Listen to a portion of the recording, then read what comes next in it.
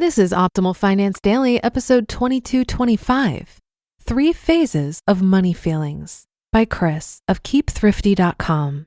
And I'm your host and personal finance enthusiast, Diana Merriam. This is the show where I narrate an article for you every single day from some of the best websites when it comes to money and finance. Now, without further ado, let's get right to today's post and optimize your life. 3 Phases of Money Feelings by Chris of KeepThrifty.com. Let's play a game. I'm going to give you a word and I want you to think about how that word makes you feel. No planning out what you'll say, just note the first feeling you can identify.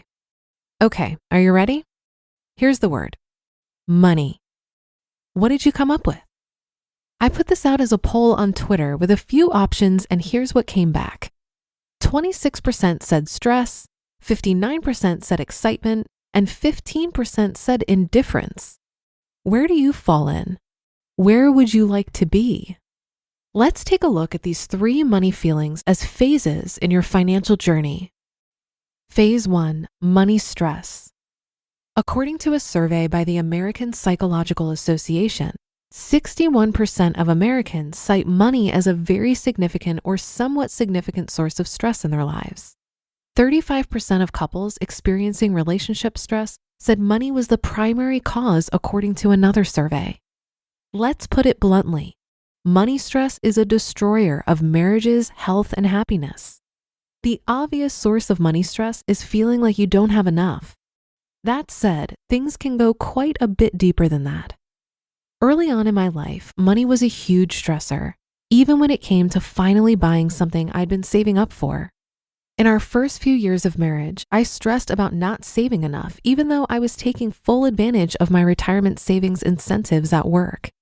I wasn't loaded, but I wasn't short of money either, and yet money was still a huge stressor in my life. Why? Because I wanted to be in control. I wanted freedom and I viewed money or lack thereof as a barrier to being free. How to move beyond money stress.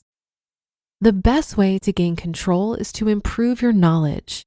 In this case, there are 3 major things you need to learn in order to move beyond the money stress phase.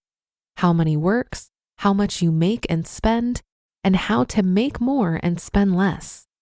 Once you know these 3 things and start acting on them, you'll find that stress starts to fade, though it won't necessarily disappear completely, and that excitement starts to come to the forefront. Phase 2, money excitement. This is the phase where things really start clicking. You have a solid grasp of what money is, how to manage it, and you're starting to see the fruits of your labor. Your account balances are increasing, and the feeling of being in more control can be downright intoxicating. Awesome!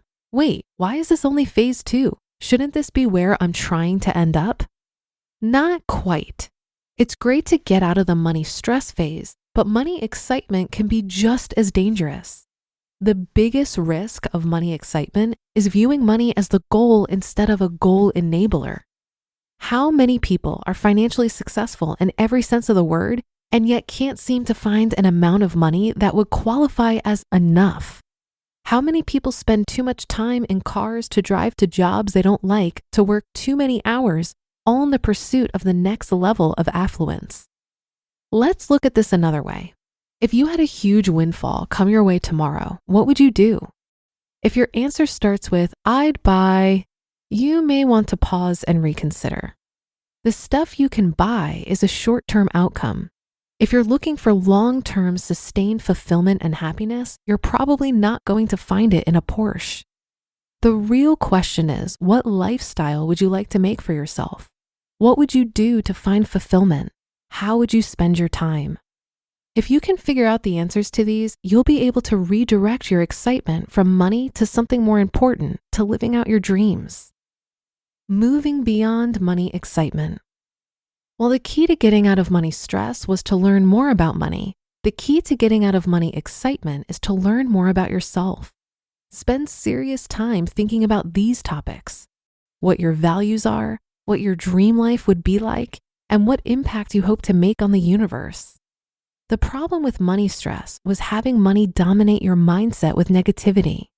The problem with money excitement is having money dominate your mindset with positivity. In either case, money is inappropriately taking center stage. Instead, focus on what would be important for you if money weren't a consideration. With that in mind, the ultimate goal for money feelings is achieving money indifference. Phase 3, money indifference. Yup, indifference.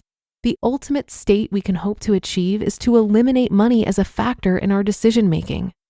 Imagine the freedom of turning down the huge promotion that comes with a fat pay raise, but an expectation of 24/7 availability and a lot of travel. Imagine giving both your time and money generously to the causes you believe in. When you can become hyper-focused on what you can do during your 85 or so orbits around the sun, you can start to view money for what it really is, a tool to help you accomplish something bigger. To be clear, this stage is full of excitement. It's just not excitement about money. The excitement here is about being in a stage of life where money acts only as a tool to support your goals, not as a goal itself. If I can get to the point that money is only serving to support my family and accomplishing our goals, living in our values, and making an impact on the world around us, I'll consider this all a success. You just listened to the post titled 3 Phases of Money Feelings by Chris of KeepThrifty.com. What I got out of this article is that money is important up until a certain point, and then it becomes less of a focus for many of us. According to a study conducted by psychologist Daniel Kahneman and economist Angus Deaton, a salary of $75,000 a year is the magic number after which people's day-to-day happiness no longer improves. So when you're below this number, increases in income are going to make a big difference in your life. But after that, it might be worthwhile to investigate other metrics of success. I've found in my own life that after reaching a certain threshold of financial security, rather than spending mental energy thinking about how I can make more money, I've been given an opportunity to ask bigger questions. How do I want to spend my time? What kind of contributions do I want to make in the world? How do I want to be remembered by my family and friends? What experiences do I want to have? This article also reminded me that financial wealth is not the only form of capital we should be chasing. There are actually more sources of capital, like social capital, intellectual capital, and spiritual capital. And when you consider a more expanded picture of wealth, you might be more wealthy than you realize. If you'd like to dive into this topic even more, I'd encourage you to check out Lynn Frere's speech from the Economy Conference on YouTube. It's called The 8 Forms of Capital. But that will do it for today. Thanks so much for joining as always, and be sure to tune in tomorrow for another article. That's where your optimal life awaits.